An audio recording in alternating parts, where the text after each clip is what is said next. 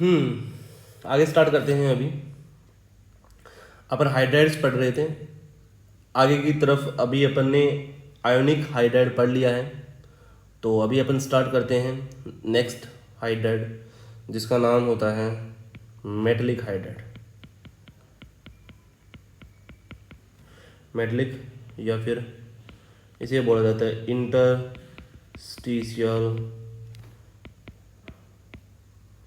Hydrides. Interstitial hydride, देखो metallic hydride और interstitial hydride. Interstitial space होता है, तुम्हें पता है जब इंटरस्टिशियल स्पेस तुमने बायो में पढ़ा होगा, बायो में दो सेल्स के बीच में जो एक्स्ट्रा सेलुलर फ्लूइड होता है वो इंटरस्टिशियल फ्लूइड भी बोलते हैं उसको। क्यों? क्योंकि दो सेल के बाहर का है, ठीक है ना। ऐसे ही क्या होता है इंटरस्टिशियल हाइड्राइड, तो ऐसे हाइड्राइड जो कहाँ हो, इंटरस्टिशियल स्पेस में हो, ठीक है ना, उनको इंटरस्टिशियल हाइड्राइड बोल देते हैं, है ना। इसे मेटलिक हाइड्राइड भी बोल देते हैं। तो ये वास्तव में डी और एफ ब्लॉक के जो एलिमेंट्स होते हैं ना वो ऐसे हाइड्राइड बनाते हैं। तो they are the compound of D और एफ ब्लॉक। कौन से ब्लॉक के हाइड्राइड वास्तव में मेटलिक हाइड्राइड होते हैं, इंटरस्टिशियल हाइड्राइड होते हैं? डी और एफ ब्लॉक के। चलो होता कैसे है सुनो अच्छे से। यहाँ पर मेटल्स होंगे, मेटल आपस में जुड़ी रहेगी, ठीक है ना। अब तुम्हें पता है कि ये सारी मेटल्स आपस में जुड़ी रहेगी मेटलिक बॉन्ड से, ठीक है ना। यहाँ पर जो बीच में जो स्पेस दिख रहा है तुमको, ये स्पेस होगा इंटरस्टिशियल स्पेस, और हाइड्रोजन बहुत छोटा साइज़ का होता है ना। और मेटल डी ब्लॉक की, रब ब्लॉक की बहुत बड़ी साइज़ की होती है। तो यहाँ पर ये नॉन स्टाइकोमेट्रिकली, स्टाइकोमेट्री इसमें फॉलो नहीं होती है, पहले बता देता हूँ। यहाँ पर H माइनस क्या होते हैं, इसके इंटरस्टिशियल स्पेस में घुसे रहते हैं, इसीलिए इसको हाइड्राइड को क्या बोला जाता है, इंटरस्टिशियल हाइड्राइड बोला जाता है। समझ रहे हैं बात को, इंटरस्टिशियल हाइड्राइड क्यों बोला जाता है, ठीक है। तो ये वास्तव में ये जो रेड वाले बनाए हैं वो तो क्या है, मेटल्स है। क्या है ये है मेटलिक लेटिस, ठीक है ना। और हाइड्राइड होते हैं वो प्रेजेंट रहते हैं इन इंटरस्टिशियल साइट्स। खत्म। जब ये इसके अंदर प्रेजेंट रहेंगे तो यहाँ पर ये स्टाइकोमेट्री नहीं होती, स्टाइकोमेट्री फॉलो नहीं करते। जैसे अपन कहते हैं ना कि सोडियम के साथ NaH, जैसे आयनिक बॉन्ड में क्या होता था, NH के साथ एक हाइड्राइड आएगा, तो यहाँ पर तो स्टाइकोमेट्री फॉलो होती है कि एक सोडियम और एक हाइड्रोजन, है ना। यहाँ पर इंटरस्टिशियल स्पेस में एक हाइड्रोजन भी हो सकता है, कई हाइड्रोजन भी हो सकते हैं। तो यहाँ पर क्या हो सकता है कि स्टाइकोमेट्री फॉलो नहीं होती है। इसीलिए इनके जो फॉर्मूले देखने को मिलेंगे ना तुम्हें, वो कैसे देखने को मिले तो पता है, जैसे जर्कोनियम के हाइड्राइड और एक्स, मतलब एक्स क्या होगा यहाँ पर स्टाइकोमेट्रिक फॉर्म में नहीं होगा, ऐसा नहीं, कंप्लीट होगा। एक्स की वैल्यू हो सकती है 1.3 to 1.75 जर्कोनियम में। तो यहाँ पर देखो स्टाइकोमेट्री फॉलो नहीं करता, अगर स्टाइकोमेट्री फॉलो करता तो पॉइंटों में कभी भी आंसर नहीं आता। तो यहाँ पर वास्तव में याद रखना, मेटलिक हाइड्राइड कभी भी स्टाइकोमेट्री को फॉलो नहीं करते हैं, ये लिख लेना, metallic hydride does not follow the stoichiometric ratio, ठीक है ना।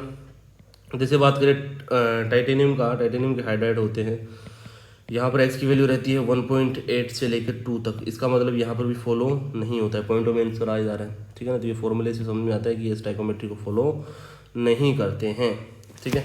एक पॉइंट लिखना, the properties of these hydrides are similar to parent metals। वास्तव में जो हाइड्राइड होता है ना, ये इसकी जो प्रॉपर्टी होगी वास्तव में वो इस मेटल की प्रॉपर्टी के सिमिलर रहने वाली है। सो they are also known as a metallic hydrides. देखो इंटरस्टिशियल हाइड्राइड को मेटलिक हाइड्राइड क्यों बोला जाता है, क्योंकि इनके जो हाइड्राइड की प्रॉपर्टी है, जो H- की प्रॉपर्टी है, वो वास्तव में ये पेरेंट मेटल होती है ना, ये पेरेंट मेटल मतलब इसके साथ जुड़ी हुई मेटल होती है, उसी के सिमिलर प्रॉपर्टी रखते हैं। यही वजह है कि इसको मेटलिक हाइड्राइड बोला जाता है, ठीक है। लिख लिया, ये पॉइंट सारे याद रखने हैं, सारे पॉइंट एक बार के लिए लिख लो सारे के सारे। The property of these hydride are similar to the parent metal, so they are the also known the metallic hydrides. Okay, ये पूरी कहानी होगी मेटलिक या फिर इंटरस्टिशियल हाइड्राइड की। चलो आगे बढ़ते हैं। देखो 7th नंबर का ग्रुप, 8th नंबर का ग्रुप और 9th नंबर का ग्रुप, और इससे पहले आता है 6th नंबर का ग्रुप। इसमें आता है कर, मर्डर, वरना, है ना, मन, तक, रे, फिर, फे, र, सा, है ना, फेरस, कोबाल्ट, कौन, रहमान, इरफान, ये हो गया। देखो याद रखना कि 7th वाले, 8th वाले और 9th वाले, और क्रोमियम का 6 का क्रोमियम, ये कभी भी जो रेड में लिखा है ना मैंने, जितने भी रेड में बॉक्स में बन गए हैं, ये कभी भी क्या नहीं बनाते हैं, डज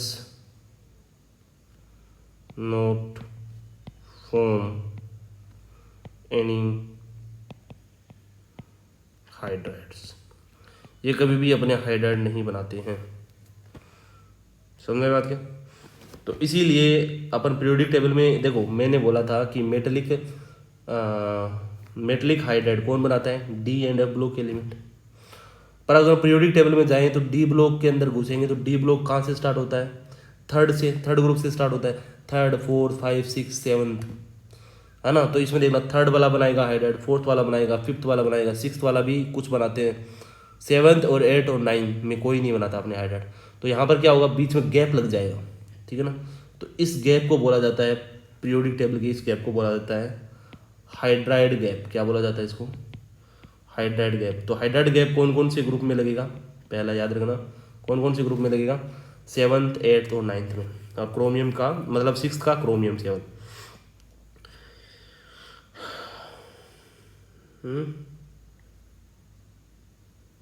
अच्छा रुको रुको रुको, क्रोमियम के हाइड्राइड बनते हैं, बाकी इन मोलिब्डेनम इनके हाइड्राइड नहीं बनते, सॉरी। एक मिनट, उल्टा बता दिया तुमको मैंने। तो यहाँ पर याद रखना, ये इधर मत लगाना, ये इधर लगाओ। तो यहाँ देखो इसका हाइड्राइड बनेगा, क्या होगा इसका, ये है ओनली, यही है जो हाइड्राइड बनाएगा, बाकी नहीं, ठीक है। तो इसे बोला जाता है, इस गैप को बोला जाएगा हाइड्राइड गैप, ये याद रखना। अच्छा वो थोड़ा सा करेक्शन कर लेना, क्रोमियम होता है ना, क्रोमियम अपना हाइड्राइड बनाता है, बाकी अपने हाइड्राइड नहीं बनाते। तो देखो 6th में मोलिब्डेनम और टंगस्टन दोनों नहीं बनाने वाले, 7th में तीनों नहीं बनाने, 8th में भी तीनों नहीं बनाने वाले, और 9th में भी तीनों नहीं बनाने वाले, है ना। क्रोमियम अपना हाइड्राइड बनाता है, ये करेक्ट कर लेना ना, तो जल्दबाजी में हो गया। चलो आगे बढ़ते हैं।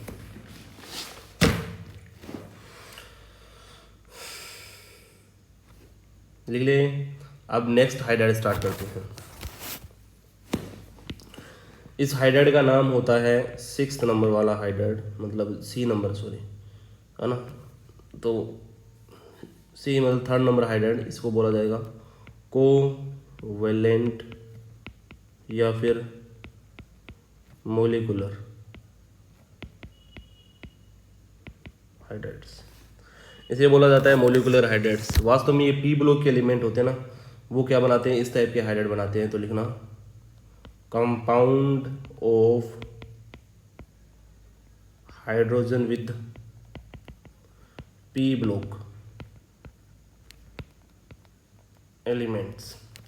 P ब्लॉक के एलिमेंट वास्तव में क्या बनाते हैं, कोवेलेंट या फिर मोलिकुलर टाइप के हाइड्राइड बनाते हैं। जैसे कि अपने तुमने देखा होगा, जैसे मीथेन, है ना, अमोनिया, वाटर और HF, ये सारे हाइड्राइड हैं, ये सारे हाइड्राइड हैं।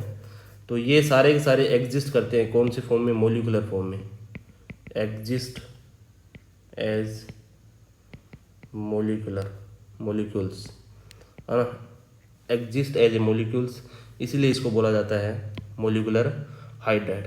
इसमें बॉन्ड कौन सा बनता है, कोवेलेंट बॉन्ड बनता है। तुम्हें पता है पी ब्लॉक वाले कोवेलेंट बॉन्ड बनाते हैं, हाँ हाइड्रोजन के साथ, तो इसे कोवेलेंट हाइड्राइड बोला जाता है, याद रखना, ठीक है।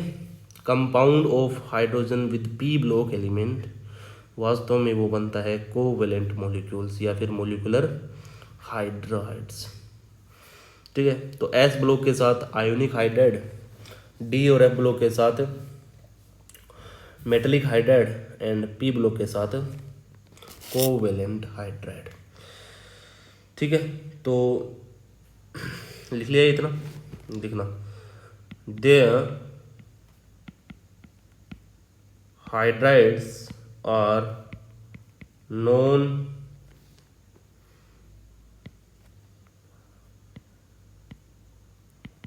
Conductor of electricity. ये क्या होते हैं, इलेक्ट्रोसिटी के कंडक्टर नहीं होते हैं, क्योंकि इनमें फ्री इलेक्ट्रॉन होते नहीं हैं।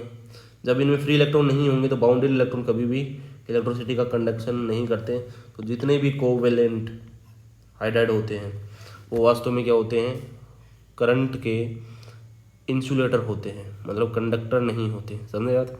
आयन मेटेलिक होता है वो कंडक्टर होता है, आयोनिक होता है वो भी कंडक्टर हो सकता है अगर अपन उसको कहीं डालें मेल्टिंग फॉर्म में डालें, ठीक है। तो यही बात होती है कि कोवेलेंट वाले वास्तव में क्या होते हैं, बेड कंडक्टर होते हैं, किसके, इलेक्ट्रोसिटी के, ये याद रख लेना। चलो आगे बढ़ते हैं। अभी अपन पढ़ते हैं कोवेलेंट हाइड्राइड का डिवीजन। ये 3 डिवीजन में डिवाइड होगा, इसको ज़्यादा चौंकने वाली बात नहीं है, बहुत ही आसानी से समझ में आएगा। पहला इलेक्ट्रॉन डेफिशिएंट हाइड्राइड्स, दूसरा इलेक्ट्रॉन प्रिसाइज हाइड्राइड्स, और तीसरा इलेक्ट्रॉन रिच हाइड्राइड्स। जिसमें इलेक्ट्रॉन की डेफिशिएंसी हो, जिसमें पूरे 8 इलेक्ट्रॉन हो, जिसमें 8 इलेक्ट्रॉन हो पर बहुत ज़्यादा हो, मतलब मैं बताऊंगा इसका एग्जांपल समझते हैं। तो वास्तव में फर्स्ट वाला इलेक्ट्रॉन डेफिशिएंट, तो जो 13 वाले ग्रुप होते हैं ना, 13 ग्रुप जिसे बोला जाता है बोरोन फैमिली। कौन सा फैमिली, बोरोन फैमिली, है ना। वो जितने भी हाइड्राइड बनाएंगे वो क्या होंगे, इलेक्ट्रॉन डेफिशिएंट रहेंगे, क्योंकि उनमें वेकेंट ऑर्बिटल रहता है, जैसे BH3। इसमें बताओ कितना है, बोरोन, हाइड्रोजन, हाइड्रोजन और हाइड्रोजन, 1 2 3 4 5 6, कितने हो गए, 6 इलेक्ट्रॉन है। तो ये वास्तव में इलेक्ट्रॉन डेफिशिएंट है।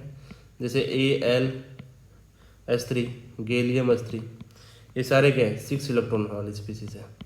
तो 6 इलेक्ट्रॉन स्पीसीज, इनमें वेकेंट ऑर्बिटल रहेगा नहीं रहेगा, हाँ रहेगा, ठीक है ना।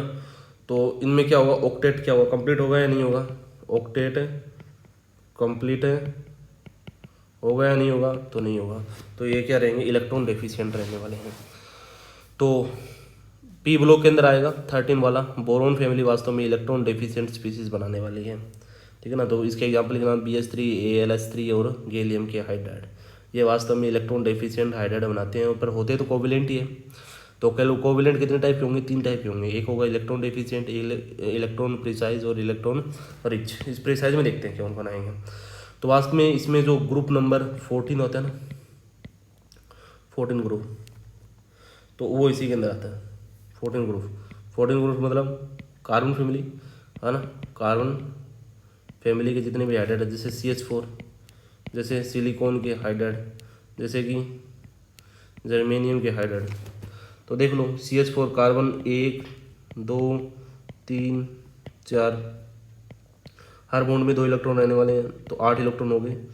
8 मतलब 8 इलेक्ट्रॉन इसमें है, 8 इलेक्ट्रॉन इसमें और 8 इलेक्ट्रॉन इसमें। तो इसका क्या होगा, ऑक्टेट कंप्लीट होगा नहीं होगा, ऑक्टेट क्या होगा, कंप्लीट रहेगा, इसका ऑक्टेट कंप्लीट है ना। तो ये जितने इलेक्ट्रॉन इसकी जरूरत है उतने ही है, इसमें इलेक्ट्रॉन की कमी है, इसमें इलेक्ट्रॉन जितने होने चाहिए उतने ही है। अच्छा, इसमें ग्रुप नंबर कौन सा आएगा, तो इसमें बाकी सारे ग्रुप आगे बच गए, जैसे 15 हो गया, है ना, कौन सा हो गया, 16 हो गया और 17 ग्रुप, है ना, ये सारे ग्रुप क्या आ जाएंगे, इसके अंदर आएंगे। इनके हाइड्राइड क्या होंगे, वास्तव में इलेक्ट्रॉन क्या रहेंगे, रिच रहने वाला, जैसे अमोनिया NH3, जैसे कि वाटर H2O, ठीक है ना, और फिर लिखना HF। अच्छा, अमोनिया के अंदर देखना कितने इलेक्ट्रॉन है, 2 तो ये रहे, एक ये रहा, एक ये रहा और एक रहा। देखो 1 2 3 4 5 6, तो यहाँ पर इस अमोनिया के पास देखा जाए तो 6 और 7 8 है, तो 8 इलेक्ट्रॉन नहीं है, तो 8 इलेक्ट्रॉन नहीं, पर इस नाइट्रोजन ने बॉन्ड बनाने में इलेक्ट्रॉन कितने यूज लिए हैं, 6 इलेक्ट्रॉन, क्योंकि इसको 6 की जरूरत थी, पर इसने 2 एक्स्ट्रा इलेक्ट्रॉन डाल के। क्या ये इलेक्ट्रॉन की कमी दिख रही है तुम्हें, इलेक्ट्रॉन ज़्यादा दिख रहे हैं, इलेक्ट्रॉन रिच दिख रहे हैं, क्यों, क्योंकि ये न्यूक्लियोफाइल की तरह काम करता है, नहीं करता, करता है। न्यूक्लियोफाइल वही स्पीसीज होती है जिसके पास इलेक्ट्रॉन डेंसिटी ज़्यादा होती है, इसका मतलब ये इलेक्ट्रॉन रिच रहने वाली है, तो ये हाइड्राइड वास्तव में इलेक्ट्रॉन रिच हाइड्राइड बोलेंगे। हाँ, इसने 8 अपना ऑक्टेट तो कंप्लीट कर रखा है, इसने ऑक्टेट अपना कंप्लीट कर रखा है, पर ये ऑक्टेट के साथ साथ इसने जितने इसके इलेक्ट्रॉन की जरूरत थी उससे ज़्यादा इलेक्ट्रॉन इसने ले रखे हैं। जैसे वाटर के अंदर देख लो, वाटर के अंदर क्या होता है, कितनी जरूरत है, 2 2 4 इलेक्ट्रॉन की जरूरत है, पर यहाँ पर कितने होंगे, 2 लोन पेयर होंगे, तुम्हें पता है 2 लोन पेयर होंगे। इसका मतलब यहाँ पर भी 8 इलेक्ट्रॉन है वैसे तो, पर यहाँ पर इलेक्ट्रॉन रिच स्पीसीज है। फ्लोरीन के पास क्या हो जाएंगे, 3 लोन पेयर रहने वाले, समझ रहे हैं मेरी बात को। इसका मतलब यहाँ पर क्या होगा, तो लिख लेना ये line, lone pair present on the central atom which can be given the other, मतलब ये जो लोन पेयर होता है वो सेंट्रल एटम पे होता है जो किसी को दिया जा सकता है। सो they are called electron rich hydrides. क्या लिखना है तुमको, lone pair present on central element which can be give the other, so they are called electron rich hydride. ठीक है, ये पूरी कहानी हो गई हाइड्राइड्स की, बाकी बातें करेंगे आगे की साइड, ठीक है ना। तो जब नेक्स्ट वीडियो आएगी तो उसमें बातें करेंगे अपन नेक्स्ट। ये हाइड्राइड तुम्हारे खत्म होते हैं, हाइड्राइड को पूरा अच्छे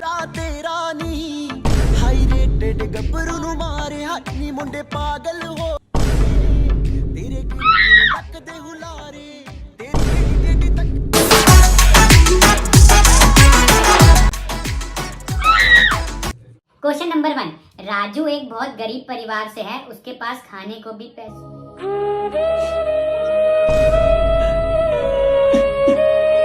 इसको मैं डोनेशन दूंगी।